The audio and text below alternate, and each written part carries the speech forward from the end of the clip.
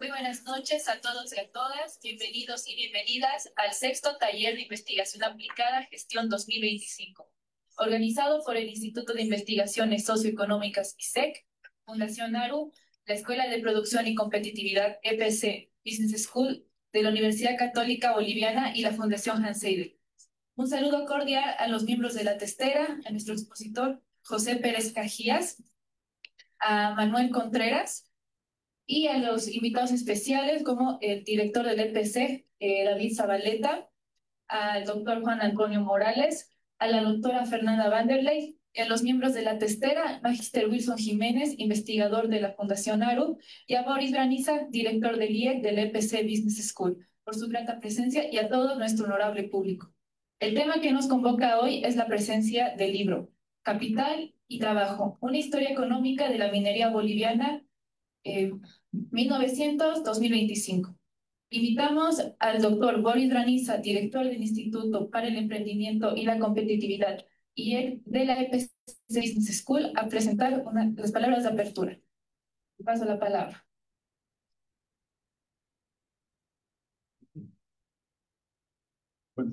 Muy buenas tardes. Un placer recibirlos aquí en la EPC Business School.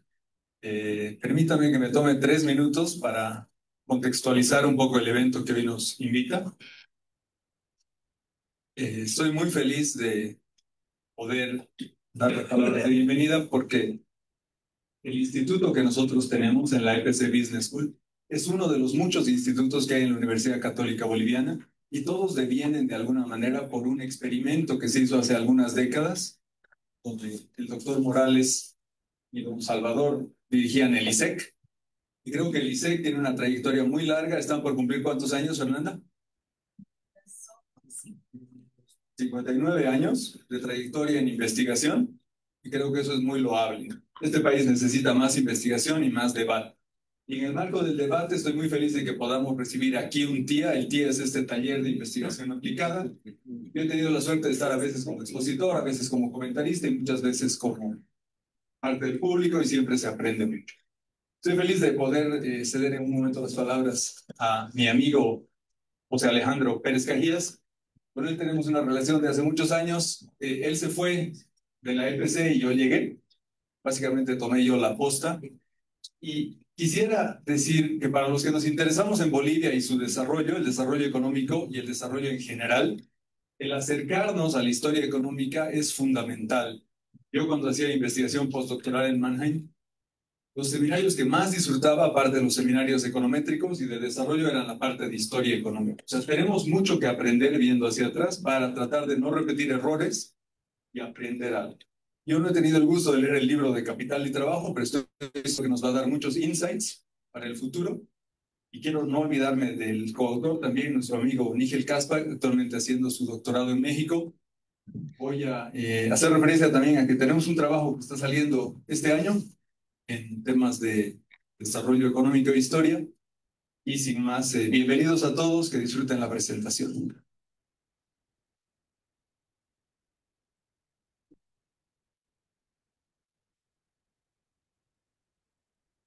Muchas gracias, doctor Graniza. Es un honor dar la bienvenida a nuestro expositor, uno de los autores del libro, el doctor José Alejandro Pérez Cajías. José es profesor en el Departamento de Historia Económica y de Instituciones Políticas y Económica Mundial de la Universidad de Barcelona. Antes fue profesor de la UCB y obtuvo su doctorado en Historia Económica en la Universidad de Barcelona con mención cum laude en 2013. Sus investigaciones se centran en la capacidad estatal en países en vías de desarrollo, los recursos naturales y comercio y la historia económica de Bolivia. Adelante, José.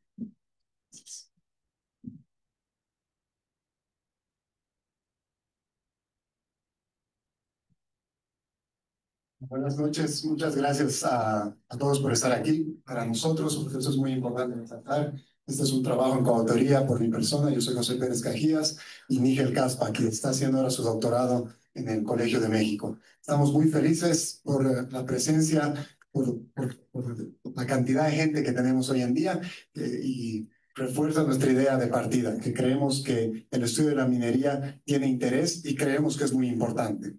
Entonces, voy a hacer una presentación de 40 minutos. Obviamente, en 40 minutos es difícil hablar sobre todo el libro, entonces he escogido algunos temas en los cuales me voy a concentrar, ¿ok? Eh, Ahora sí. Entonces, en esta presentación hay 4 elementos que vamos a revisar. Voy a comenzar diciendo qué es este libro y cómo lo hemos elaborado. Luego voy a tratar de convencerles de que este libro tiene 2 aportes significativos y que por ello puede valer la pena leerlo. Y finalmente voy a incidir en por qué creemos que con este libro no es solo un punto de llegada, sino también un punto de partida. Lo vemos de esa manera en el sentido de que queremos dinamizar la investigación y el debate. Entonces, ¿qué es este libro y cómo lo hemos hecho? ¿Qué es lo que se tiene que esperar de este libro? El libro, cuando trabajábamos con Nígel, lo veíamos básicamente como una síntesis sobre la historia de la minería en Bolivia desde 1900 hasta la actualidad. ¿Y por qué puede tener sentido hacer una síntesis de la historia de la minería boliviana hoy? Porque creemos que es un momento muy particular, tanto en el contexto internacional como en el contexto nacional. En el contexto internacional, la guerra, la transición energética va a generar la demanda de nuevos recursos naturales, recursos minerales, y eso va a generar incentivos y también desafíos para la economía boliviana. En el contexto interno, estamos viviendo un cambio de ciclo político, entonces por estos 2 elementos creemos que es importante entender qué es lo que ha pasado con la minería boliviana. Y cuando hablamos sobre repensar el rol de la minería boliviana, lo hablamos tanto como historiadores y como economistas. Como historiadores porque queremos revisitar la evolución del sector, y como economistas porque creemos que con lo que presentemos, debatamos, podemos dar ideas en las cuales podemos repensar la organización del sector. Entonces, ¿cómo hemos hecho esto? Al ser un libro de síntesis, tenemos unos benchmarks, tenemos unos libros a los cuales nos queremos parecer. Cuando yo comenzaba a estudiar economía aquí en la Católica, este libro, La Bolivia del siglo XX, y en particular este capítulo de Orlando Jordán, cuando creo era... Orlando Jordán Pozo, perdón, era muy importante, que lo veía yo como lo que yo quería hacer en el futuro. Este capítulo es muy interesante porque nos muestra de forma muy ilustrativa la evolución de la minería boliviana. Hay otros 2 libros que creo que son muy importantes: El desarrollo económico e histórico de la minería boliviana, de Roberto Arce, y Minería Boliviana, su realidad. El último libro, el de Espinosa, creo que fue publicado en 2010. Entonces, los vemos obviamente como nuestros guías, nuestros benchmarks, pero la idea obviamente para hacer esto, para parecernos a estos libros, lo primero que hemos hecho es revisar los clásicos. Hemos revisado las obras de Antonio Mitre, las producciones de Manuel Contreras, y dado que estos libros han sido publicados, esos libros guías que les decía han sido publicados ya hace bastantes años, también obviamente hemos tratado de introducir nuevos libros que han surgido desde el 2008-2010, tanto afuera como dentro de Bolivia. Afuera hay libros interesantes que han revisitado la evolución del estaño, y adentro en Bolivia, en particular en la carrera de historia, hay tesis de licenciatura que son muy interesantes, muchas de ellas dirigidas por Luis Oporto. Creo que vale la pena resaltar esto. Ahora bien, sobre minería en Bolivia se ha escrito mucho, y nuestro libro no podía ser una mera repetición de lo que ya está escrito. Teníamos que contribuir con algo novedoso. La primera novedad, creo yo, que tenemos en este libro es que nos hemos interesado por recopilar la mayor cantidad posible de datos y ofrecer la mayor cantidad posible de series de largo plazo. No somos los primeros en hacerlo, esto es muy importante resaltar. El trabajo de Gómez en 1978, o el propio trabajo de Peñalosa, creo yo, sientan las bases, sientan una tradición en la historiografía a la hora de generar series de largo plazo. con esta tradición, lo que nosotros hemos hecho, hemos puesto también en el análisis trabajos que nosotros hemos hecho y hemos tratado de juntar esta evidencia cuantitativa. ¿Por qué poner datos? Y esto sí que es muy importante. Nunca tenemos que olvidar, no es porque los datos son objetivos per se. La construcción de datos viene también de construcciones sociales. Sin embargo, con los datos muchas veces podemos contrastar narrativas, podemos repensar narrativas. Y los datos también nos ayudan a tener hechos estilizados, mirar cómo ha evolucionado algo en el largo plazo. Entonces, ahora les voy a dar algunos ejemplos de los datos con los cuales hemos estado trabajando. Por ejemplo, aquí tienen la importancia relativa del PIB minero sobre el PIB total desde 1890 hasta la actualidad. Aquí pueden ver diferentes ciclos. En términos generales podemos ver cómo hay un crecimiento durante el boom del estaño a principios del siglo XX. La importancia relativa del PIB minero se incrementa de forma notoria, llegando hasta prácticamente el 20% del PIB boliviano. Luego de la Guerra del Chaco se va a mantener esa importancia relativa y va a disminuir desde el 52 en adelante. ¿Por qué va a disminuir? Por un lado, porque era algo que se esperaba, porque se van a generar, otros sectores van a crecer, tales como los hidrocarburos, los servicios o la manufactura, pero también porque el sector va a sufrir crisis, una crisis en los 50s y una crisis en los 80s. Entonces, fíjense que hoy en día la importancia relativa del PIB minero sobre el PIB total es inferior al 10%. Eso no quiere decir necesariamente que Bolivia ya no sea un país minero. Una forma alternativa de ver la importancia de la minería es concentrarnos en la importancia relativa de las exportaciones mineras sobre el total de exportaciones. Y fíjense aquí que prácticamente hasta 1970 el 70%, el 90% de las exportaciones bolivianas eran básicamente exportaciones mineras. Con el incremento de las exportaciones de hidrocarburos y con la crisis en el sector minero, esta importancia relativa va a disminuir. También va a haber problemas, va a haber una caída en la importancia relativa de las exportaciones mineras a inicios del siglo XXI, cuando se van a incrementar las exportaciones de gas natural, pero en los últimos años, una vez más, son las exportaciones mineras las más importantes en el país. Entonces, esto nos habla una vez más de la importancia que tiene el sector en nuestra economía. En las series que mostramos, tratamos de mostrar también los diferentes productos de los cuales ha dependido la economía boliviana. Fíjense que ese 90% que les decía de dependencia de las exportaciones mineras, el 70% de las exportaciones totales bolivianas dependía básicamente de un solo producto. En los últimos años hemos tenido una mayor diversificación en términos de productos mineros y en los últimos años el oro ha empezado a tener mayor protagonismo. También presentamos datos de producción. Estos datos de producción nos ayudan a ver cuánto ha producido la economía boliviana en términos de minerales. Y fíjense que si hablamos de boom minero en términos de producción, el boom minero se va a dar en la primera mitad del siglo XX. Va a ser durante la era de los varones del estaño cuando más estaño vamos a poder producir.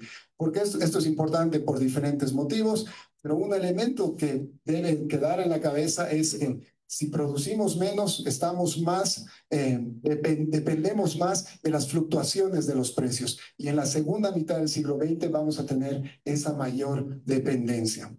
En los datos que analizamos, también nos interesa ver con quiénes interactuamos, dónde van nuestras exportaciones. Y el problema de la economía boliviana, de la minería boliviana, es que no solo exportábamos un solo producto, sino que nuestros productos se concentraban en muy pocos mercados.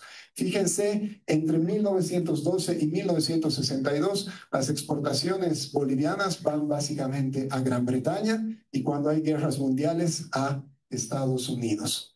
Pero la economía boliviana es una economía que juega, es parte de la globalización. Y en los últimos años ha habido un cambio fundamental en el destino de las exportaciones bolivianas. Desde inicios del siglo XXI, la importancia relativa del mercado asiático se ha incrementado de forma notoria. Es por ello que ahora si pasan por la Florida van a ver esa gran embajada de la India. Los indios están interesados en tener una delegación diplomática porque el oro boliviano va básicamente a la India. Entonces, el análisis de estas series de largo plazo nos ayuda a entender el rol de la minería en la economía boliviana y cómo los cambios en los mercados internacionales afectan al sector. Ahora bien, además de mostrar, no solo vale con mostrar datos serios de largo plazo, tenemos que hacer algo con esos datos.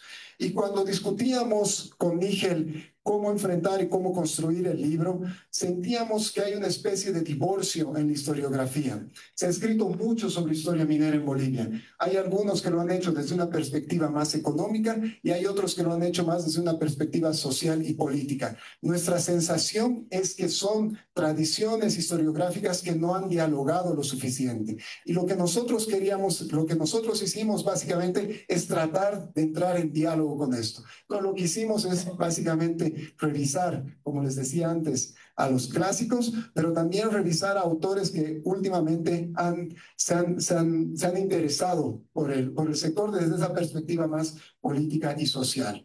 ¿Y por qué puede tener sentido mezclar historia económica con historia política e historia social? Porque creemos que con ello podemos repensar cuáles van a ser los equilibrios institucionales en el sector.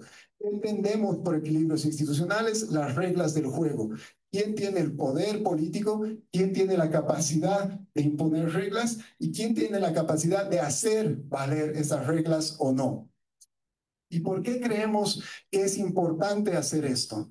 Porque cuando hablamos de relación entre poder económico y poder minero, tenemos, Nigel y yo, y también al debatir con otros colegas, tenemos la sensación de que en el saber popular boliviano hay la idea de que el poder económico de los grandes grupos mineros siempre se ha traducido en un gran poder. Esta es una tradición muy afincada en Bolivia desde la década de los 40, 50, pero es algo que pervive, que persiste hasta el día de hoy. Hay un trabajo que es muy interesante de Vladimir Díaz Cuéllar, pero mi sensación es que al final Vladimir plantea que quienes han ganado más durante el último boom de commodities han sido las multinacionales. Entonces, nosotros lo que queremos es cuestionar un poco esta idea de que el poder económico de los grandes grupos mineros se traduce en poder político. ¿Y por qué? Porque esto no siempre es así y creemos porque ignora otro elemento que es fundamental, y es que los grandes grupos mineros no juegan solos en el sector minero. Hay otros actores políticos que también tienen poder político y que también tienen incidencia. Y en el caso boliviano eso es súper importante. ¿Cuál va a ser el rol del Estado? Cuando analizamos, cuando hay esta idea de que son los grupos mineros que siempre son capaces de imponerse en el debate político, hay una idea implícita, y la idea implícita es que el Estado siempre ha estado subyugado. Y si uno ve el sector en el largo plazo, creo que esto no es cierto. En Bolivia tenemos un Estado que ha nacionalizado sobre el sector, que ha sido capaz de imponerse sobre los grupos mineros, no solo una vez, sino al menos en 3 oportunidades. Además, es un Estado que participa en el sector.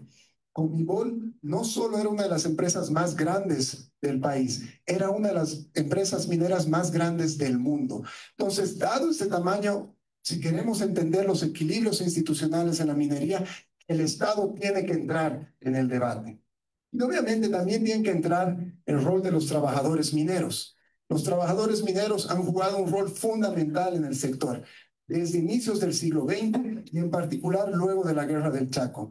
Los trabajadores mineros en Bolivia han sido capaces de crear una federación unificada, una federación que 2 años después va a plantear un propio proyecto político, un proyecto político que va a servir de vanguardia al conjunto de los movimientos sociales. Y esto es algo que tenemos que introducir en el debate.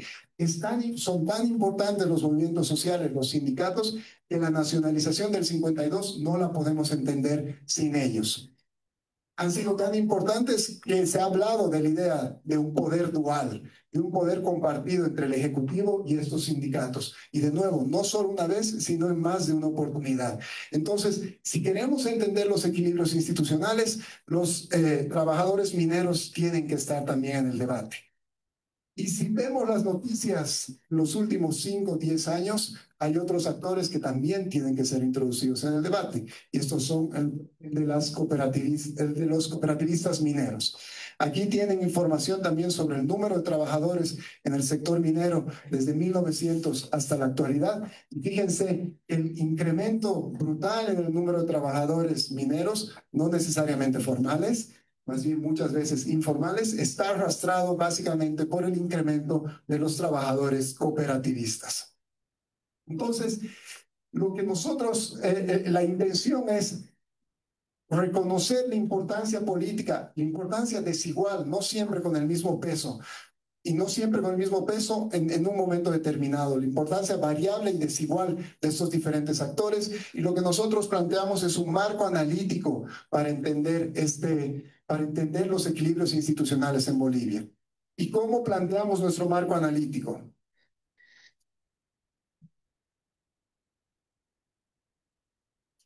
El punto de partida es que Bolivia es una economía pequeña y dependiente. Al ser una economía pequeña y dependiente, a Bolivia lo que le va a impactar son los shocks en los mercados internacionales. Entonces, el punto de partida en nuestro análisis son los shocks en los mercados internacionales y también algunos shocks en la política boliviana. Ese es el punto de partida de nuestro marco analítico. ¿Y qué es lo que va a pasar con ese shock? Lo que nosotros tratamos de entender es cómo ese shock se traduce en un cambio en los niveles de producción, y en quiénes son los encargados de esa producción. Y para entender esa transmisión entre el shock y cuánto más se produce y quién produce, consideramos que es importante tomar en cuenta 3 elementos: la ley del mineral, la infraestructura y tecnología existente, y también el capital necesario. Déjenme ilustrarles esto con diferentes ejemplos. No es lo mismo un shock en el oro, porque dado el valor unitario del oro, la capacidad de producción de diferentes agentes es más elevada. No es lo mismo un shock en el mercado del estaño en 1950, cuando la ley del mineral es baja. Si la ley del mineral es baja, es necesaria mayores inversiones de capital. No es lo mismo un shock en el mercado del estaño en 1900, cuando la ley del mineral es muy elevada. Si la ley del mineral es muy elevada, las necesidades de inversión son menores. Si las necesidades de inversión son menores, más actores pueden participar del mercado.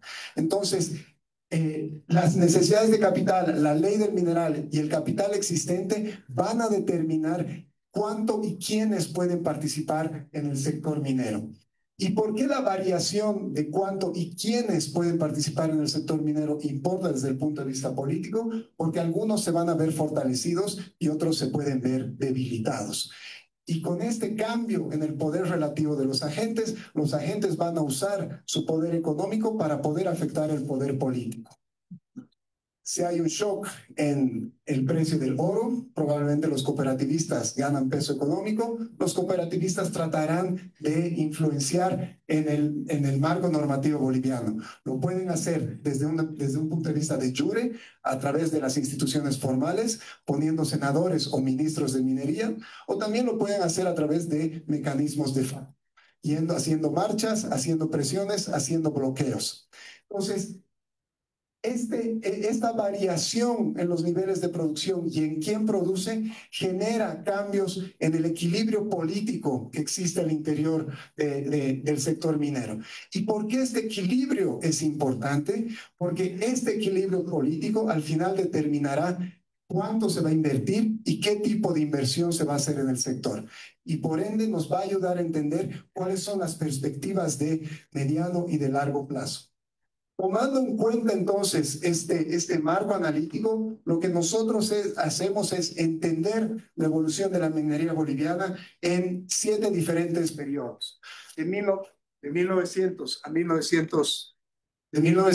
1919, de 1920 a 1929, del 30 al 51, del 52 al 64, del 65 al 85, del 86 al 2005 y del 2006 al 2025. Obviamente, en los 20 minutitos que me quedan, no puedo explicarles todos los equilibrios institucionales que identificamos.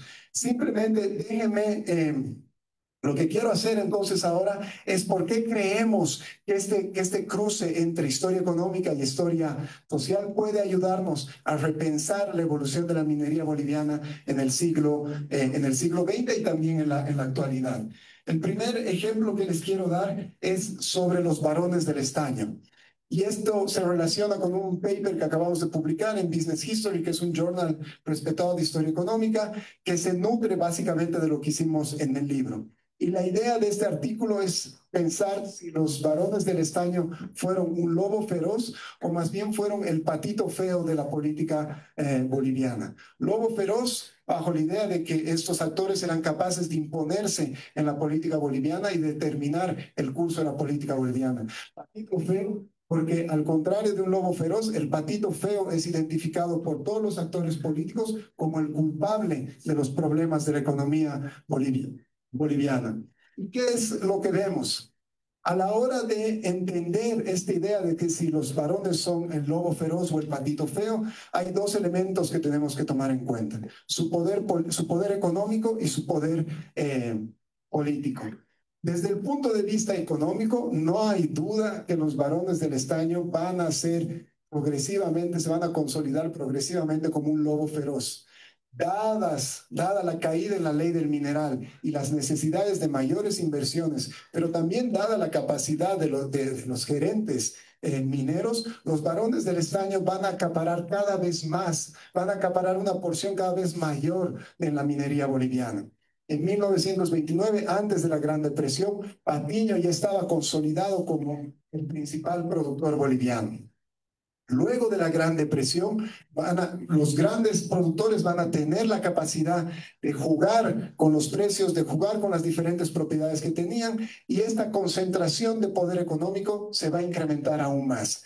Tanto es así que tres cuartas, en las décadas de 1930 y 1940, tres cuartas partes de las exportaciones de estaño estaban básicamente en las manos de estos tres actores. El 50% de las exportaciones bolivianas estaban en manos, al menos el 50% de las exportaciones bolivianas estaban en manos de los varones del estaño. Ahora bien, lo que nosotros tenemos que entender es si esto se tradujo o no en poder político. Hay diferentes formas de analizar esto. ¿Cómo se puede traducir? Es difícil analizar o medir la capacidad de lobby de un grupo minero. Una alternativa es hacerlo a través de los impuestos, algo con lo que trabajamos previamente también con Rosana. Lo que hacemos en este trabajo es ver cómo van a cambiar los impuestos mineros, cómo va a cambiar la capacidad del Estado de imponerse sobre el sector. Y si analizamos, aquí tienen información de los impuestos mineros como porcentaje de los ingresos totales del Estado Central Boliviano y como porcentaje de las exportaciones mineras. ¿Y qué es lo que vemos? Entre 1900 y 1920, los impuestos mineros, por impuestos mineros estoy... No, está bien. Ese rectángulo es a propósito, porque está vinculada con la narrativa que les quiero vender. Hasta 1920, el tamaño de los impuestos mineros va a ser sumamente bajo.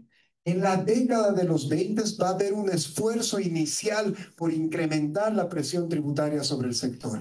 Y frente a este esfuerzo estatal de incrementar los impuestos mineros, los grandes grupos mineros se van a organizar, van a crear una asociación para hacer lobby frente al Estado boliviano, pero también van a aprovechar su poder económico. Por ejemplo, Patiño le va a decir al Estado boliviano: yo te doy plata para un préstamo porque sé que necesitas esa plata para construir un ferrocarril de Potosí a Sucre, pero a cambio tú te comprometes que no subes los impuestos por 5 años. El Estado boliviano necesitaba construir ferrocarriles para hacerse legítimo. ¿Qué es lo que va a pasar? Se firma el contrato y la importancia relativa de los impuestos mineros va a disminuir. Entonces, hasta 1930, sí que podemos decir que los mineros tienen una mayor capacidad de trasladar su poder económico en poder político. ¿Qué va a pasar en la segunda mitad? ¿Qué va a pasar en la década de los 30 y en la década de los 40? Esto va a cambiar de forma notoria. Y esto aquí lo estamos viendo con los impuestos, pero hay otros elementos que nos ayudan a ver esto. Aquí va a haber un incremento que no se va a dar solo por la guerra del Chaco, sino también por cambios en el mercado internacional del estaño. ¿Y qué es lo que va a pasar entonces? En la década de los 30 y los 40, la presión tributaria sobre el sector se va a mantener. Algo que es muy importante, esta mayor presión tributaria no solo se va a dar durante gobiernos de izquierda, incluso durante el sexenio la presión tributaria sobre la minería va a ser mucho más alta que a principios del siglo XX. Como les decía, los impuestos son un solo indicador para ilustrar esta idea. Los mineros también van a perder capacidad a la hora de aliarse con otras élites económicas. Estamos muy felices de haber publicado este paper, pero también tenemos que reconocer esta idea no es necesariamente nueva.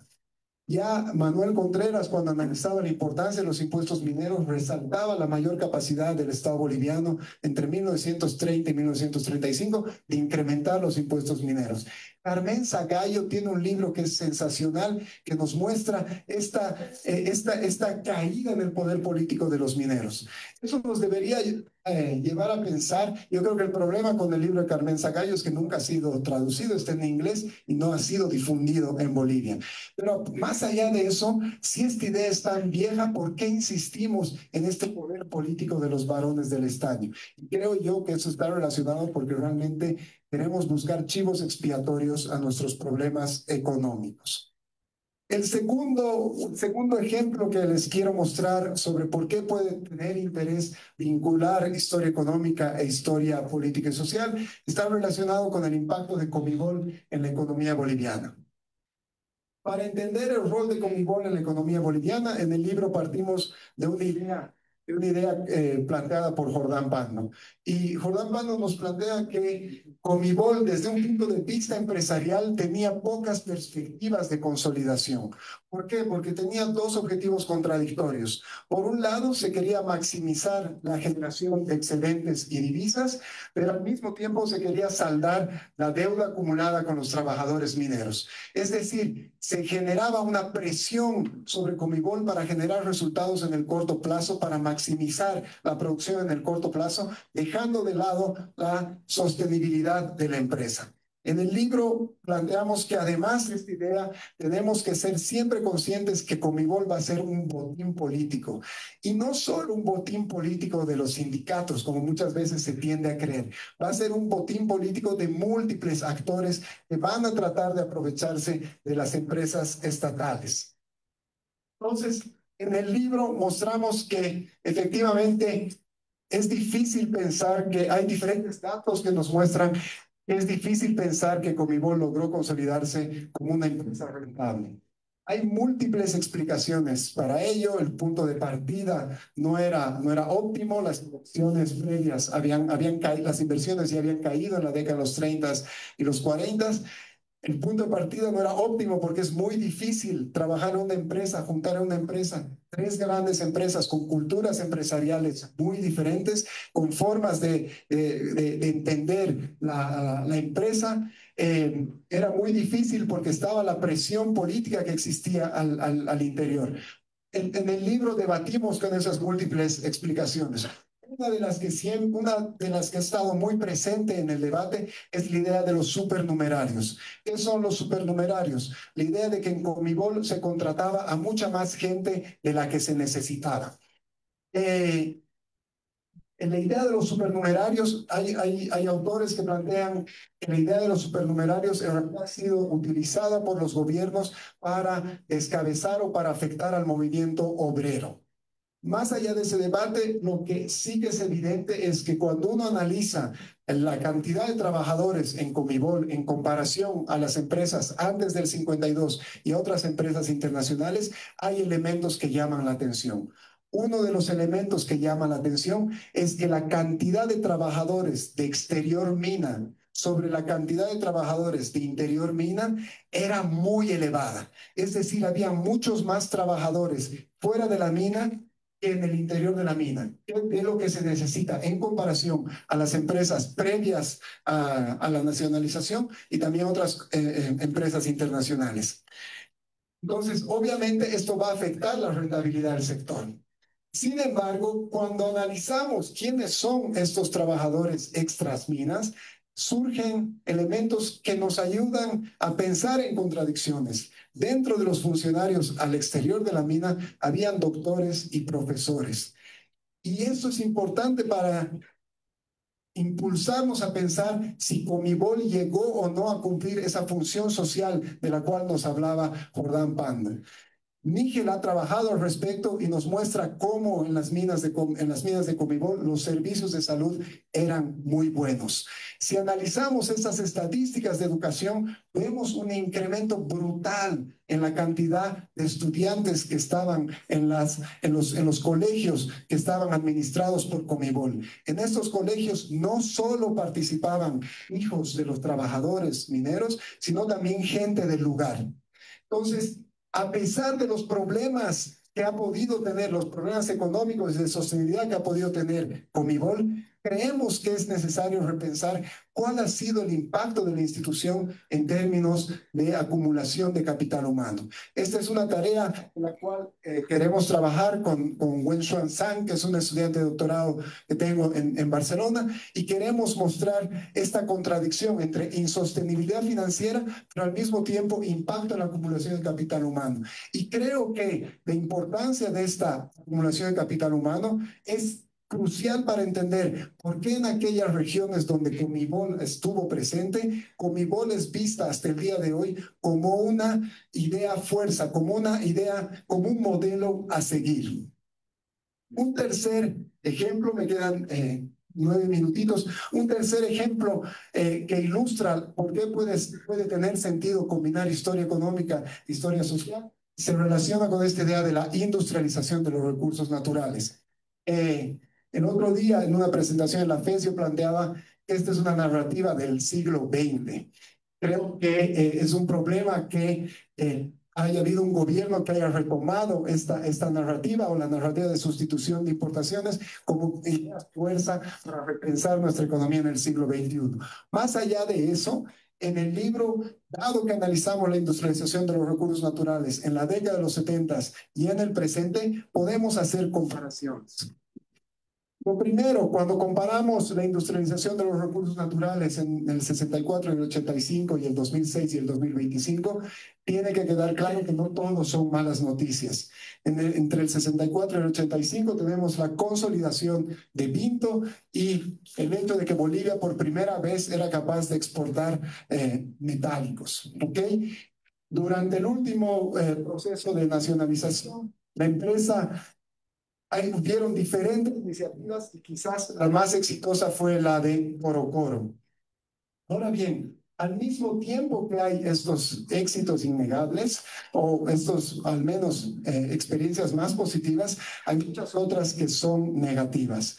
Tenemos las diferentes iniciativas entre los 70s y 80s que van a ser insostenibles. Tenemos la fundición de Telamayo, la Antimonio, la planta de volatización de Palga, que va a ser ideada en 1973, pero va a ser inaugurada en 1982 porque el emplazamiento no era óptimo. Y al mismo tiempo, en el periodo reciente también tenemos experiencias que no han sido sostenibles. Tenemos Telamayo, tenemos Carachipampa, recuperar estas fundiciones. Cuando comparamos ambos periodos, también vemos que tenemos una promesa continua. Si uno como nosotros hemos hecho este trabajo de historia económica, como ejercicio para estudiantes de historia, yo les animo a contar la cantidad de veces que el Mutum ha sido inaugurado. Es brutal. La última vez que el Mutum ha sido inaugurado ha sido este año. Y lastimosamente va a volver a ser inaugurado porque esta última inauguración no quiebra las restricciones estructurales. Cuando comparamos también estos procesos de industrialización, hay fracasos que son graves, estrepitosos. Tenemos el caso de Carachipampa en el primer periodo y tenemos el caso del litio. del que todos hablamos, ¿no es cierto? Entonces, ¿por qué es que se van a dar estos fracasos? Es interesante comparar ambas experiencias para tratar de sacar lecciones u hechos estilizados. Sin duda, porque muchas veces hay problemas administrativos, no se sabe quién tiene que hacer qué. Se construyen las plantas, pero no está la capacidad técnica.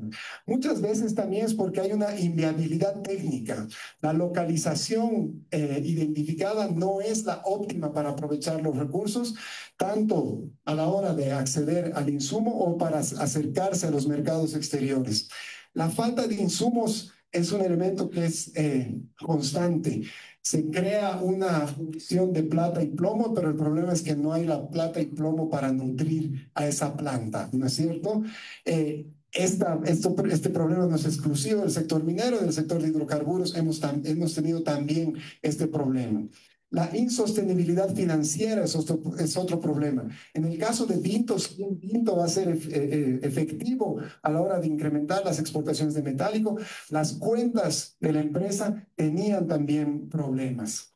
A pesar de ello, creemos que tenemos que repensar qué pasó con los encadenamientos. Una de las ideas que justifica la industrialización de los recursos naturales es que a través del trabajo con los recursos naturales se puede generar encadenamientos con otros sectores. El problema, creemos nosotros, es que no hay la investigación suficiente para entender estos encadenamientos. Si uno se concentra en un análisis macro, en una matriz insumo-producto, el impacto es sumamente bajo. 70-80% de los insumos utilizados por sector seguían viniendo o siguen viniendo básicamente del exterior. Es decir, que con la industrialización de los recursos naturales no es que estamos dinamizando otros sectores de la economía. Ahora bien, si analizamos en términos microeconómicos, si analizamos sectores específicos, hay algunas sorpresas interesantes.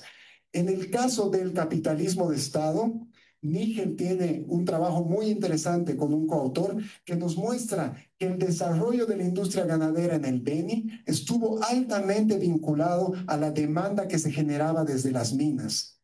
Dado que no había caminos, la carne del Beni llegaba a las minas en aviones y los paseños vieron eso en 1986-85, cuando se cayó un avión con carne, ¿no es cierto?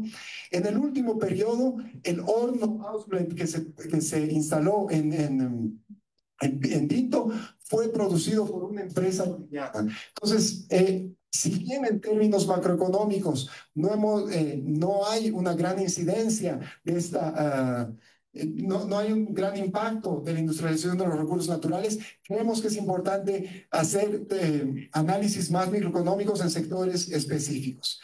Y a la hora de pensar en encadenamientos, al final de nuestro libro creemos que también es importante repensar qué entendemos por encadenamientos e ir más allá del vínculo entre un sector y otro. Creemos que en el siglo XXI no solo vale con generar o vincular sectores, sino es fundamental generar conocimiento y ver cómo ese conocimiento se transmite. Esto es algo que hablaba con Manuel ayer. Necesitamos más investigaciones para ver qué pasa con estas ideas impulsadas por el Estado boliviano en términos de generación de conocimiento local. En la década de los 70, en la década de los 60, 70 en Bolivia va a haber el Instituto de Investigaciones Minero-Metalúrgicas que va a tener ideas interesantes, que va a tener aportes interesantes, pero de los cuales no somos conscientes. Creemos que no tenemos la evidencia suficiente para entender el impacto de esta institución. En la actualidad, en el libro planteamos que cuando hablamos de industrialización de los recursos naturales, creemos, o de llegada de capitales extranjeros, creemos que es importante complejizar el debate. Tenemos que entender cómo se genera conocimiento y más allá de cuántas regalías puede generar, de cuántos impuestos puede generar la explotación de recursos naturales, es importante entender cuántas externalidades en términos de conocimiento y en términos de generación de clústeres mineros se puede tener. Cuando comparamos Bolivia con Perú, con Chile o con Brasil, llama la atención que en Bolivia no hay un clúster minero.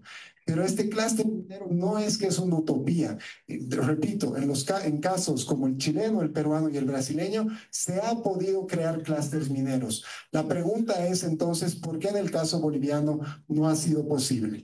Me queda 1 minuto y medio para mi presentación y lo que les quiero plantear es que Nígel y yo somos conscientes de que podemos estar totalmente equivocados, pero de lo que también estamos seguros es que queremos dinamizar el debate sobre el sector. Y para ello hemos creado una base de datos, esa base de datos de la que se nutre esos gráficos que les mostraba, que cualquier investigador la puede utilizar. Estos datos están disponibles, hemos debatido dónde ponerla, al final la hemos puesto en mi página web, estos datos están disponibles en mi página web, están en la data y aquí ustedes se la pueden descargar. Entonces, hoy mismo pueden contradecir o no todas las cosas que les he estado diciendo, pero la idea, una vez más, es reavivar el debate sobre el sector. En esta base de datos ustedes van a encontrar muchas notas metodológicas. ¿Por qué? Porque a la hora de generar series de largo plazo hay que tomar decisiones metodológicas y esas decisiones metodológicas pueden ser cuestionables. Nosotros hemos puesto esas decisiones metodológicas. Si ustedes creen que no son las correctas, por favor escríbanos, porque de nuevo la idea es de mejorar estas series de largo plazo. Y ahora sí que son 41 minutos y paro aquí. Muchas gracias.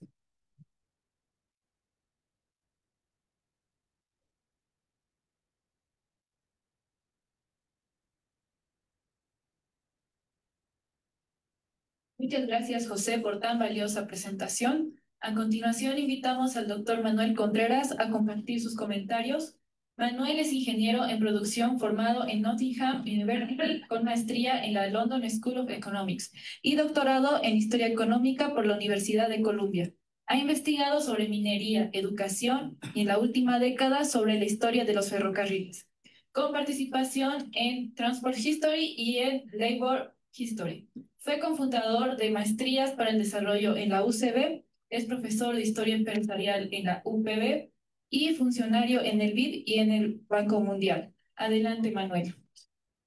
Gracias. Muchas gracias.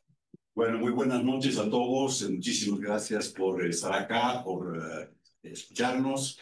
A mí quiero agradecer a José y a Nígel por haberme invitado a escribir el prólogo. He tenido oportunidad de interactuar con ellos en varias instancias del libro. Y estoy particularmente agradecido de poder comentarlo en este espacio. Así que muchas gracias a la Universidad Católica, a Fernanda, porque la Universidad Católica en realidad es el primer ámbito en el cual yo comienzo a hacer mis primeras armas de docentes. Recuerdo que me invitó Charlie Machicado cuando recién había terminado yo la maestría, estaba haciendo el doctorado, e hice sufrir, porque esa es la palabra, hice sufrir a más de 35 estudiantes de economía leyendo Los Patriarcas de la Plata. Además, en aquel entonces, poco sabía yo, mi estilo era bancario, les hablaba yo, ellos estaban callados y si podía me preguntaban y si no. Bueno, terminé el año con 5 alumnos, creo, pero Charlie Machicado me apoyó. Entonces, fue mi primer ingreso a la Universidad Católica.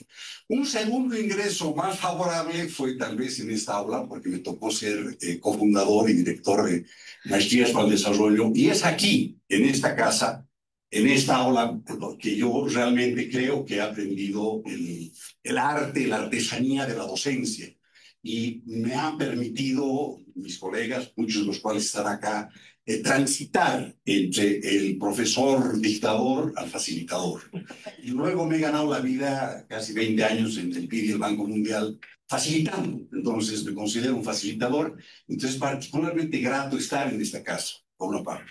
Por otra parte, el tema de minería es un tema que yo lo comencé a tocar el año 80, 1980, muchos de ustedes no han nacido, cuando hacía mi maestría en el London School of Economics.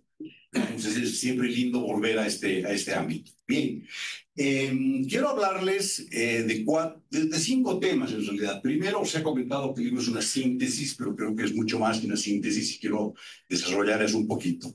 Luego quiero hablar de lo que en mi opinión son 5 aportes fundamentales del libro y quiero también recoger el guante, por así decir, de lo que nos plantea José y el libro respecto a la situación de la minería actual. él decía que quería reabrir el debate. Quiero compartir algunas ideas mías sobre el tema.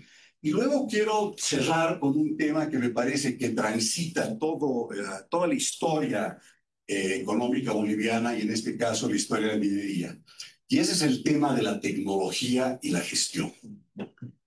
¿Cómo es que el país se enfrenta a la tecnología y cómo es que el país desarrolla gestión? Solamente pensaremos en el línea. 20 años, $1.000 millones y estamos en foja cero. Entonces ahí tenemos una ilustración a por dónde voy. Y bueno, espero terminar dentro de los 20 minutos. Entonces, yendo perdón, un último punto que quería tocar dentro de tecnología y gestión es también un ámbito que ha tocado José, pero creo que se lo puede desarrollar más. Y es un gran pendiente, en mi opinión, y autocrítica, porque soy profesor de historia empresarial, es la ausencia de historia empresarial en nuestro país, y en este caso de Comibol, por ejemplo. O sea, celebro y admiro el coraje de José de Níger de abordar el tema de Comibol cuando no hay una historia empresarial sobre esta empresa. Tampoco hay una historia empresarial sobre NAF. Entonces, y muchas otras. Entonces, creo que hay un ámbito ahí por desarrollarse y valdría la pena tocar esta dicotomía sobre, repito, cómo nos enfrentamos con la gestión, cómo lidiamos la gestión y cómo trabajamos el tema de la tecnología, que es un tema que es recurrente desde la minería en el Cerro de Potosí. Rosana Barragán no me va a dejar mentir sobre este tema. Acaba de publicar un excelente texto, El Imperio del Trabajo, que justamente nos da una pauta sobre este tipo de temáticas. Entonces, hablando de patitos feos y lobos feroces, yo siempre he argumentado de que la minería era el patito feo de la historiografía boliviana. O sea, en función a su importancia económica y social, había muy poco escrito. Felizmente, el tiempo está probando de que esto ya no es más así. Pero voy a seguir hablando de patitos feos y lobos feroces. En cuanto a síntesis, este libro propone una síntesis histórica, que no es un mero resumen, eso quiero destacar, sino la integración rigurosa de evidencias, debates y marcos conceptuales para responder una pregunta general con alcance explicativo. ¿Qué cambia? ¿Cuándo cambia? ¿Por qué cambia? ¿Y cómo cambia? Entonces, es una síntesis que construye una integración selectiva de trabajos, si bien mayormente de fuente secundaria, también investiga los archivos y nos da una abstracción, o sea, el modelo que desarrollan, que eleva a casos tipos. Identifica mecanismos, patrones. Hay una articulación multiescalar entre lo micro, lo meso y lo macro. Y además, en este texto, como un buen trabajo de síntesis, hay un diálogo crítico con la historiografía.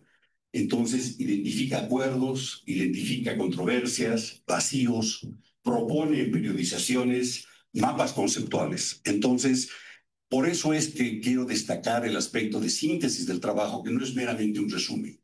Y en mi perspectiva, desde mi punto de vista, creo que el buen trabajo de la síntesis historiográfica es un pendiente en nuestro país. Entonces, doblemente celebro el trabajo de José y de Níger por contribuir en ese ámbito. Bien, pasando a los aportes, lo van a poder ver ustedes en el prólogo. Yo creo que hay 5 aportes que me parece que me gustaría destacar. Un primero es la forma en que integra tendencias macroeconómicas y la organización sindical, ¿no? Esa unión del capital y el trabajo, justamente, evitando la visión fragmentada entre indicadores productivos y luchas obreras. Logran ellos integrar ambos aspectos. Un segundo aspecto es la compilación y validación de extensas bases de datos estadísticos. Acabo de visitar esta mañana lo que nos ha comentado José. Está en línea, realmente es impresionante. Los invito y celebro que esté disponible para todos. Este es un esfuerzo de sistematización que, como han planteado, obviamente construye sobre aquel brillante trabajo de Gómez de Ángelo, cuyo prólogo hizo el doctor Morales en su momento. Peñalosa Cordero, Jordán Pozo, entre otros. Y de trabajos más recientes, pero aporta además un apéndice estadístico que, como les comenté, está en línea. Un tercer aporte es esta noción de equilibrios institucionales, que va más allá de la mera cronología para explicar cómo confluyen poder político de jure, la presión de facto y las fluctuaciones mineras. Un cuarto aporte es la revisita al protagonismo de los trabajadores, desde la formación de sindicatos en la década de 1920 hasta el fuerte impacto que tuvieron en la política del país, subrayando tensiones y divisiones internas. A manera de divisiones internas, es interesante de que hoy día, no sé si estaban ustedes al tanto, ha habido una marcha de trabajadores asalariados quejándose justamente contra lo que yo voy a llamar los nuevos lobos feroces de la minería boliviana, los cooperativistas, porque obviamente le estaban quitando su trabajo, solo a modo de destacar divisiones internas. Quinto, el diálogo con investigaciones sobre el estado y la economía de otros recursos naturales, situando así a la minería boliviana en el contexto de la geopolítica regional internacional. Entonces, este es un trabajo con un sólido soporte analítico y un enfoque que integra la economía, la política y la sociedad. Y, por tanto, creo yo, y refrendo el hecho de que me parece que es una referencia obligada para quienes quieran entender por qué la minería sigue siendo y sigue marcando el rumbo de Bolivia y qué futuros escenarios se abren a la luz de las transformaciones. Su aporte, además, invita a un debate continuo sobre el papel de las grandes empresas, el Estado y los trabajadores, no solo en la memoria histórica, sino también en las apuestas de desarrollo que Bolivia va a encarar. Pues ahora sí paso al desafío o a la provocación que me ha hecho leer el texto para compartir con ustedes un texto que había escrito hace un año atrás. Y el texto intenta desde una perspectiva histórica ver el auge al descenso de la minería. En aquel entonces yo llamé el artículo de los varones del estaño a los mareros del oro, y lo publiqué en Brújula Digital en noviembre del año pasado. Ahora, esta mañana, hablando con empresarios mineros, me dijeron, pero no solamente hay mareros del oro, también hay mareros de la plata y del zinc. Entonces, por continuar. Decía así, lo voy a leer. Desde una perspectiva histórica y utilizando una metáfora, la metáfora del fútbol, la minería boliviana pasó de jugar en las ligas mayores a jugar en torneos de barrio. En el siglo XIX, empresas como la compañía minera Huanchaca competían a nivel de la Champions League. Posteriormente, con Patiño Mines 2452, Bolivia contaba con equipos de élite, con alta productividad y tecnología de punta. Con la nacionalización de 1952 y el surgimiento de Conmebol, la minería boliviana entró en la Copa Libertadores. Aunque no siempre clasificaba, mantenía un cierto nivel competitivo. La minería mediana, por su parte, ocupaba un lugar destacado en los campeonatos profesionales de primera división, con excepciones como Inti Raymi en su momento y San Cristóbal, que jugaron y juegan en la Champions. Mientras que la minería chica jugaba en las ligas locales, muchas veces con recursos limitados, pero con reglas claras. Finalmente, las cooperativas mineras actuaban en torneos barriales con estructuras menos formales, pero aún bajo cierto marco regulatorio. Ese es el cambio fundamental. Hoy, sin embargo, hemos descendido al equivalente del fútbol de barrio. Imaginemos un partido con árbitro amateur. Además, ha llegado a algunos jugadores, donde el más fuerte ocupa la cancha de tamaño y superficie irregular y hace valer su fuerza, mientras los demás jugadores corren desordenadamente detrás de la pelota. ¿Han visto jugar a los niños en fútbol? Todo el mundo corre alrededor de la pelota, a diferencia de un equipo profesional, donde hay roles, obligaciones y papeles. Entonces, esa es la imagen que quiero construir. Este es el estado de la minería boliviana, decía yo, un sector desorganizado, donde las cooperativas operan sin supervisión adecuada, en una jungla donde priman los intereses privados sobre el bien común, con reglas poco claras y sin una estrategia efectiva para competir en las ligas. Bueno, entonces no podría pasar al litio. Pero aquí quiero destacar algo que me parece que el texto no destaca lo suficiente, y es que sí analiza con toda certeza el papel de los varones del estaño como Lobo Feroz en su momento y Patito Feo después.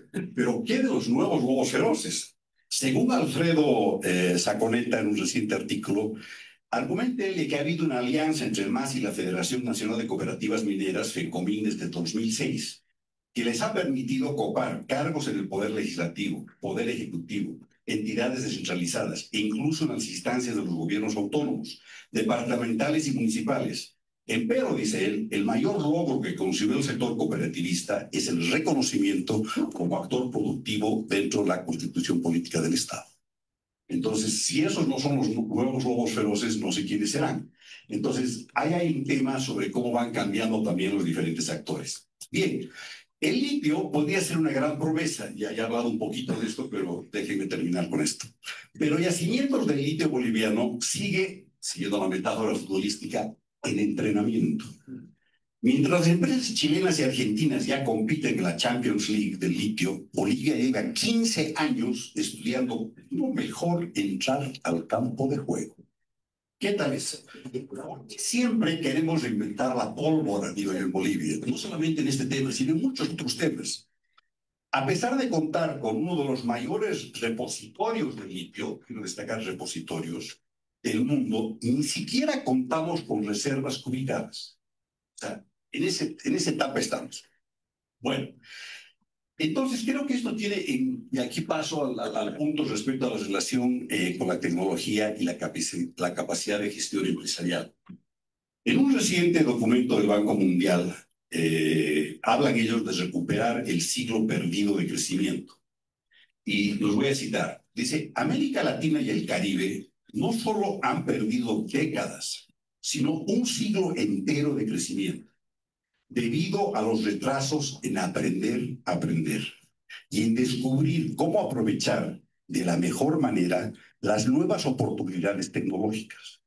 El desarrollo es, en esencia, un proceso de realizar apuestas informadas sobre nuevos procesos, nuevos productos o industrias.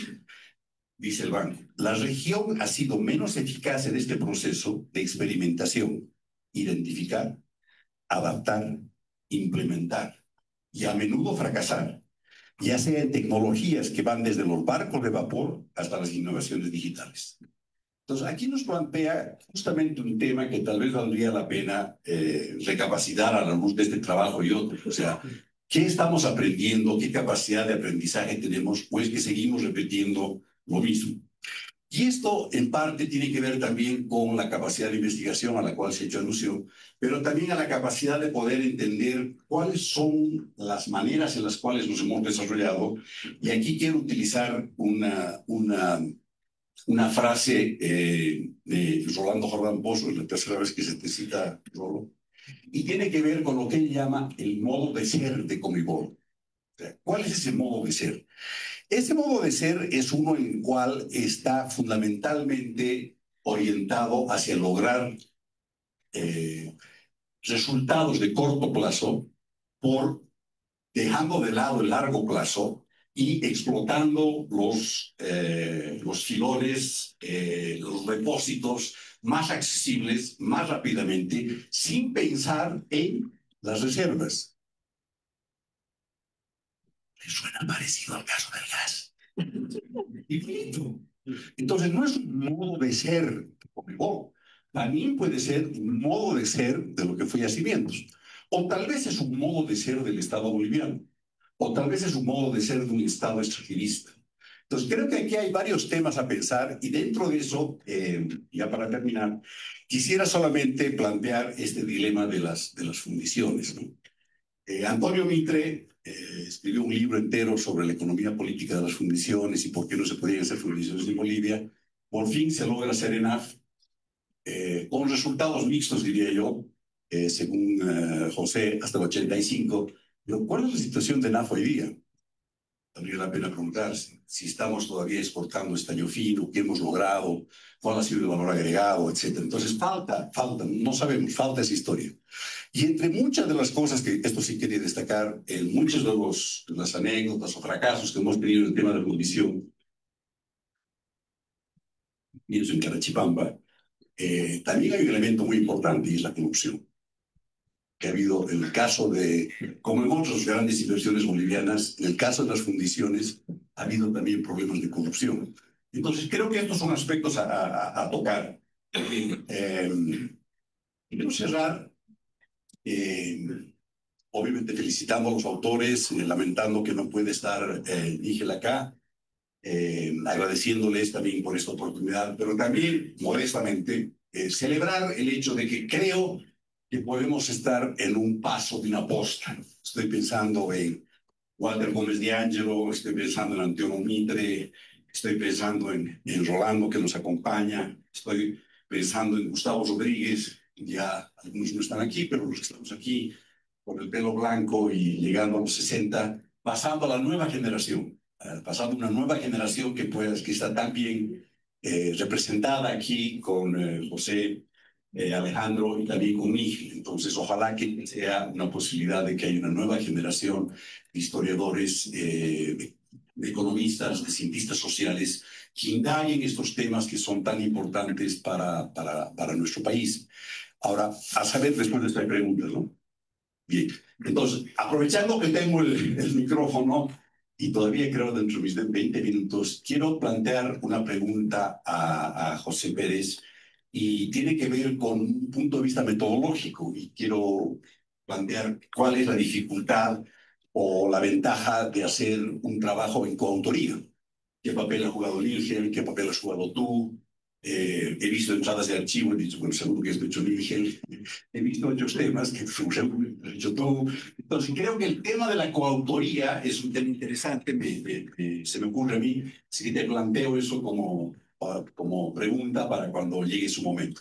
Bueno, de nada sirve publicar, digo yo, bueno, hay un elemento de ego, ¿no? Por lo menos a mí me encanta vender mi nombre en las tapas, pero ese no es el punto. El punto es hasta qué grado esto circula, hasta qué grado se lee, hasta qué grado se debate, hasta qué grado se discute. Y mi recomendación es obviamente que esté rápidamente online, porque de esta manera en papel no circula. Si yo vivo en Frankfurt en este momento y quiero acceder a esto, imposible. Si vivo en Villazón, tampoco. Si estoy en Arequipa, menos. Si estoy, no sé, pues en Seattle, en los Estados Unidos, no lo puedo leer. Pero si lo pongo online, lo puedo leer inmediatamente. Entonces creo que es muy importante que esto vaya online. Ojalá lo hagan, ojalá tenga amplia difusión. Felicitaciones y éxito. Muchísimas gracias.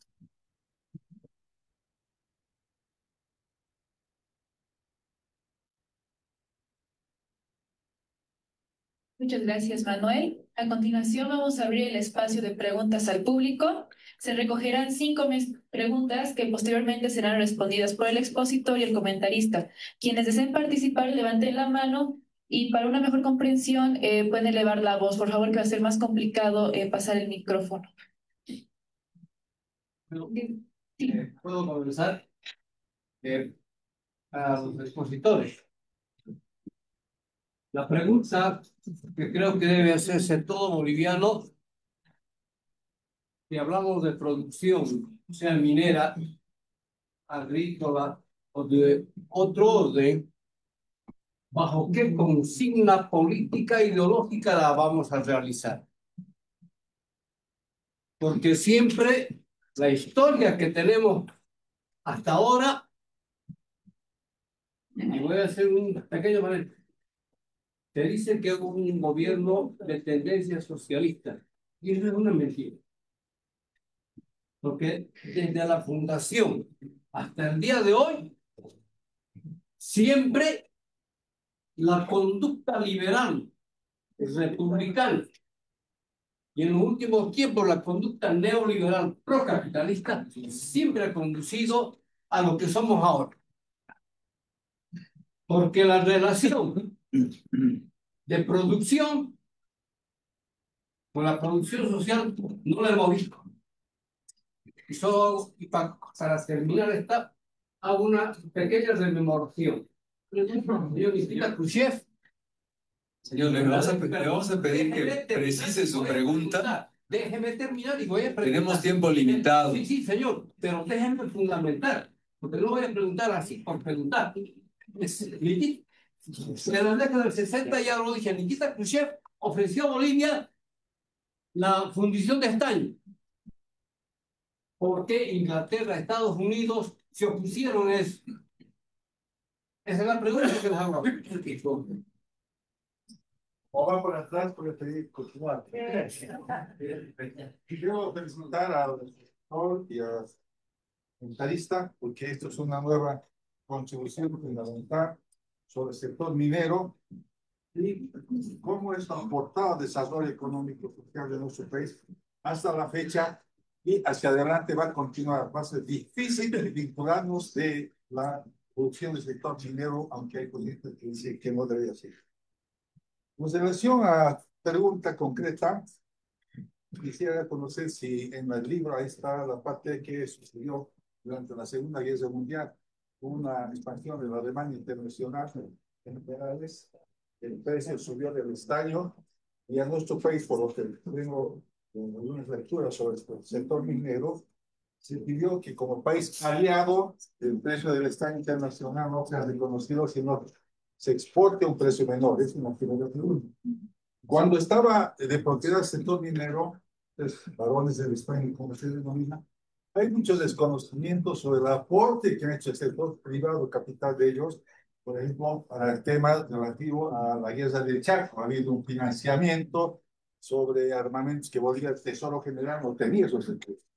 Luego, la parte social ha financiado todo con recursos privados en base a sus utilidades que obtenía, salud, educación, alimentos subsidiados, todos importados, porque este será de todo importado. Que luego viendo la nacionalización, y como siempre se espera, los beneficiarios que están trabajando con el Estado privado buscaban que se mantenga esta situación y no pudo sostenerse, y eso impactó en la parte fiscal. Y finalmente, el tema actual, las planillas de sueldo del sector minero, que no se divulga, han vinculado en negociaciones de la Central Obrera Boliviana con el gobierno desde el 2006 hasta la fecha, y esta es una declaración de las autoridades del sector minero, pero no abierta, sino que en forma clandestina van compartiendo esa su preocupación. Han vinculado su sueldo, sus salarios, a la bonanza que se tuvo de 2006 hasta 2013, 2014, sus precios. Y ahora que estamos en declinación continúa, entonces, desde ese punto de vista, se debe pensar de cómo resolver esto. Durante el proceso de 21.060 se trabajó, se dio incentivo por año trabajado en horas, se les pagó a parte de los subsidios. Y luego les permitió que ellos se vayan al Chapare algunos, otros vayan a otras regiones para invertir estos recursos. Nuevamente los felicito a los agricultores. Para democratizar la palabra, vamos a proceder pasando el micrófono para que igual las preguntas sean de manera más concretas y concisas.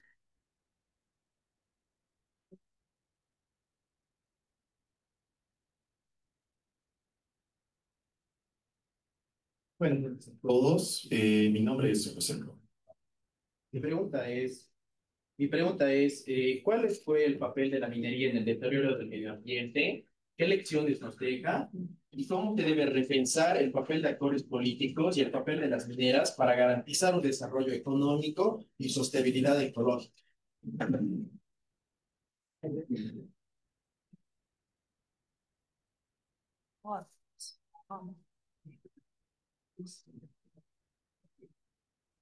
Buenas noches, ¿qué tal? Felicidades por la presentación del libro. Mi nombre es Cristian Paucara. Tengo una consulta respecto al marco analítico.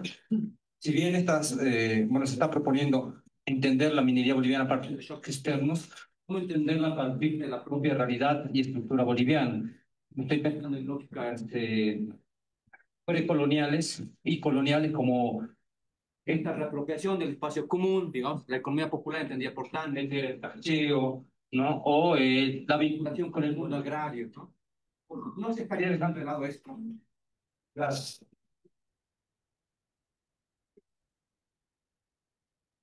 Buenas noches, una excelente exposición, la verdad, muy conmovido con los datos que se nos ha dado económicos. Mi pregunta es la siguiente. En este momento, el Ministerio de Minería y la FENCOMI está tratando sobre esta confrontación que hay entre las cooperativas, sector productivo y la empresa privada.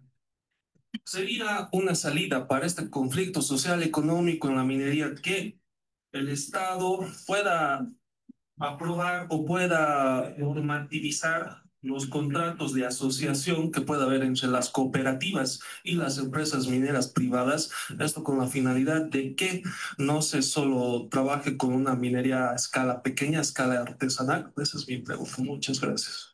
Con esta última pregunta cerramos la sesión. Ahora damos la palabra al expositor y al comentarista para que puedan responderlas. Muchas gracias por las preguntas y por los comentarios. Respecto a la consigna política detrás de las políticas públicas, yo personalmente la tengo clarísima y para mí una política pública óptima es aquella que incrementa el bienestar de la población. Y en ese sentido yo soy muy pragmático. La cuestión puede ser de izquierdas, de derechas, la cuestión es que la política ayude a que los bolivianos vean mejor y vean mejor de manera sostenible. El problema de la sostenibilidad es muy importante. No vale con crecer durante 10 años y de crecer en 2 años lo que hemos crecido en los últimos 10 años. Esa es mi consigna. Es así como yo entiendo la política económica. El rol ¿por qué no le aceptamos a la Unión Soviética las fundiciones? Obviamente Bolivia forma parte del juego geopolítico y eso no lo ignoramos en el libro.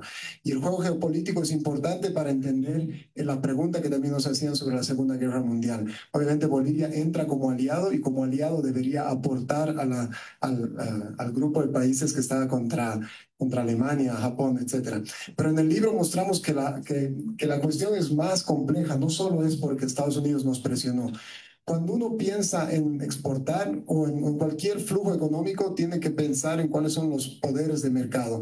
Y es verdad que Bolivia tenía poder de monopolio, en el sentido de que Bolivia era el único país del eje del bien que tenía estaño, pero también tenemos que pensar quiénes nos compran el estaño y quiénes tienen la capacidad de procesar ese estaño. Y cuando analizamos eso, vemos que no podíamos venderle a cualquier país. Básicamente, los países que podían comprar nuestro estaño eran Inglaterra y Estados Unidos, porque eran los que tenían la capacidad técnica de trabajar con nuestro estaño. Entonces, esta idea del precio artificialmente bajo ha sido ya cuestionada varias veces por Hillman y es algo que lo planteamos en el libro. La pregunta de la confrontación y el rol de las empresas mineras y las cooperativas. Esta mañana presentábamos el libro con empresarios mineros y muchos de ellos planteaban esto como una salida, como una alternativa. Cambiar la legislación y que permita una mayor alianza entre las cooperativas y los empresarios privados de forma tal que se puedan generar círculos virtuosos en ese sentido. Sobre el marco analítico me encanta la pregunta y obviamente es un miedo que teníamos. Creemos que el punto de partida son los shocks internacionales, porque los shocks van a dinamizar lo que pasa al interior. Pero obviamente a la hora de entender ese poder político de facto, por ejemplo, está toda esa tradición política o de formas de organización en el país. Creemos que la forma en la cual entra en nuestro marco analítico es a través del poder político de facto. En torno a la pregunta del medio ambiente, me ha encantado y ese, creo yo, es el tema que falta en la historia de la minería en Bolivia. Hay análisis sobre el impacto ambiental de la minería en la colonia, hay análisis actuales, pero no tenemos una perspectiva de largo plazo. Hay algunos trabajos, Gandarillas, en el libro que editamos con Fernanda Vanderlei nos hablaba sobre la importancia de los pasivos mineros, pero esto no se ha analizado de forma sistemática. Y cuando hablamos, y obviamente esto es clarísimo, la minería genera un impacto ambiental. La minería mueve tierra, la minería necesita agua, la minería necesita energía. La cuestión es cómo se trabaja con ese impacto ambiental. Y hoy en día, quienes tienen un mayor impacto ambiental no son los malvados de siempre, no son las grandes multinacionales. Las grandes multinacionales pueden ser por su propia convicción, porque les ordenan desde sus centrales o porque tienen otras presiones de stakeholders, pero creo que en los últimos años no se puede desconocer que los mayores avances en términos de medio ambiente han venido de las empresas multinacionales. Y voy a terminar con esto de los coautores.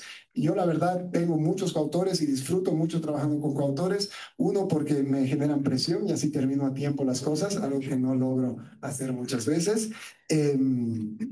Y obviamente de lo que se trata es de complementar. Y yo siempre pienso que dos, tres, cuatro cabezas piensan mejor que una. Con Níger la complementariedad ha sido excelente. Hemos trabajado muy bien. Obviamente, dada la distancia, él era el encargado de ir a los archivos. Níger es un maestro en el manejo de los archivos. Él sabe dónde está el material, él sabe trabajarlo.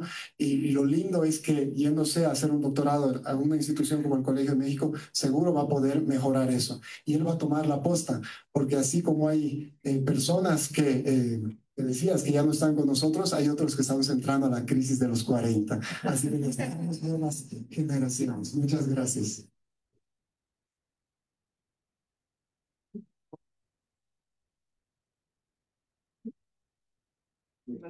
Sí.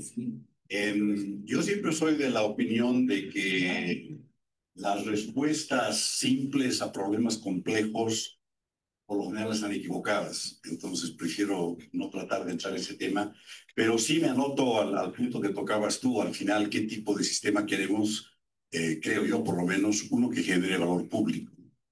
Y cómo se genera y para quién se genera, podemos entrar una discusión.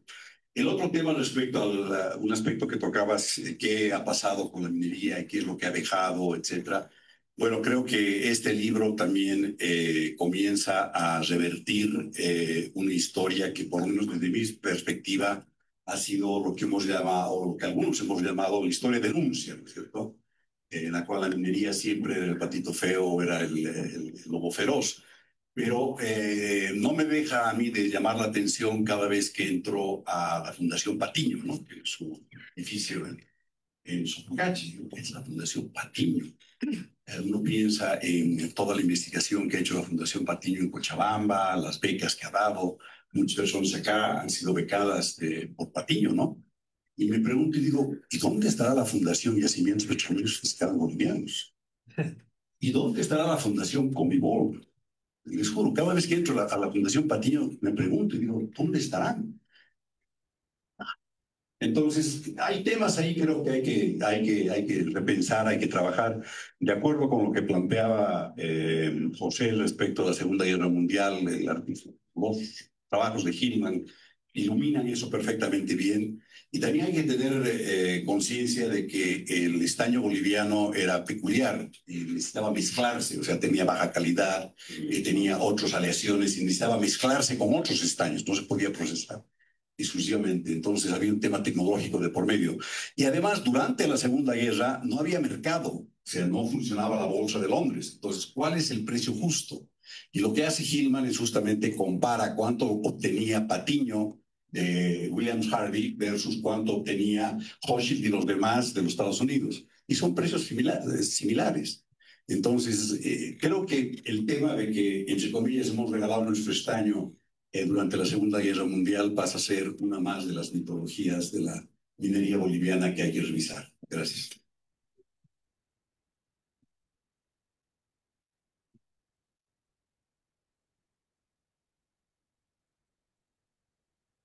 Para cerrar este evento, invitamos al magíster Wilson Jiménez, investigador senior de la Fundación ARU, a compartir las palabras finales.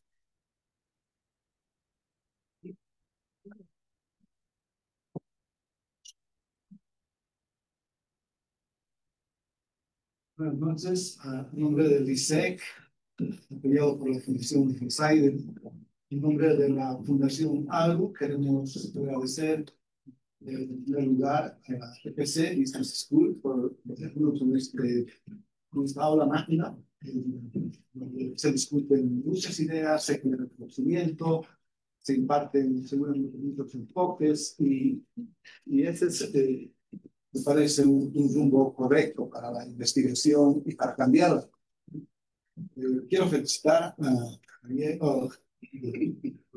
José y Miguel por esta presentación tan valiosa, que fue enriquecida, por supuesto, por Manuel, que también influía uno en sus comentarios y en los diálogos. Y por supuesto, es un aporte valiosísimo al conocimiento. Desde Fundación ARU, alrededor de 2012, no hay una fecha exacta, comenzamos, no somos los únicos, pero comenzamos a hacer una estos diálogos, ¿no? Los talleres de investigación aplicada. Es decir, eran presentación principalmente de documentos en proceso, pero también de documentos finales con el fin de dialogar, de mejorar los enfoques, la pertinencia de los documentos, de probar quizás nuevos datos, de probar nuevas metodologías, pero hoy estamos saltando mucho más, ¿no? Estamos dialogando entre diversos enfoques, estamos aproximando la historia con la economía, con el macro, con el micro. Además, desde esa época hay más de una centena, yo creo, de investigadores, la mayoría jóvenes, que han presentado muchísimos documentos. Hay igual más de centenas, yo creo, de participantes, y se está mejorando, yo creo, la calidad de la investigación y también la absorción de conocimiento en diversos campos, ¿no? En macroeconómico, ambiental, micro, la educación, la historia, lo social, y otros campos. Entonces, quiero agradecer infinitamente a nombre de ARUS y SEC, y cierro este día convencido de que hemos cumplido una valiosa sesión de aporte a conocimiento, y también invitar a los investigadores a seguir, ¿no? Un rumbo donde el intercambio de opiniones, de aseveraciones, de poner la evidencia y también los enfoques sólidos son los que contribuyen a cambiar esta. Muchas gracias.